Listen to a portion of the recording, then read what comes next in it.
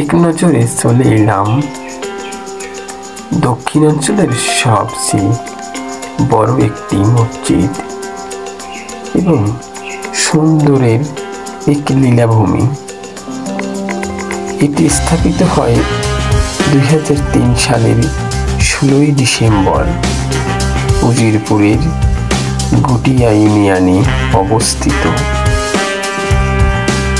উজিরপুরের গুটিয়া ইউনিয়নের বাসিন্দা শিক্ষানুরাগী এস সালবুদ্দিন আহমেদ সান্টু চাঙ্গুরিয়া গ্রামে নিজ বাড়ির সামনে প্রায় 14 একর জমির উপর এই মসজিদটি তিনি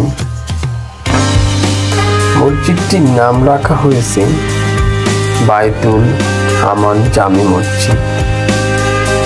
এই মসজিদটি এক নজর দেখার ছুটে আসেন দেশের বিভিন্ন জেলা থেকে ভ্রমণ পিপাসুরা। প্রতিদিনই দেখা মেলে শত শত ভ্রমণ পিপাসুদের সাথে। তবে মসজিদটি দেখলে চোখ জুড়িয়ে যায়। মসজিদের ভিতরে রয়েছে আরো সৌন্দর্য। টাইলস দিয়ে খোদানো রয়েছে বিভিন্ন রকমের আরবি লেখা। রয়েছে রং বেরঙের লাইট।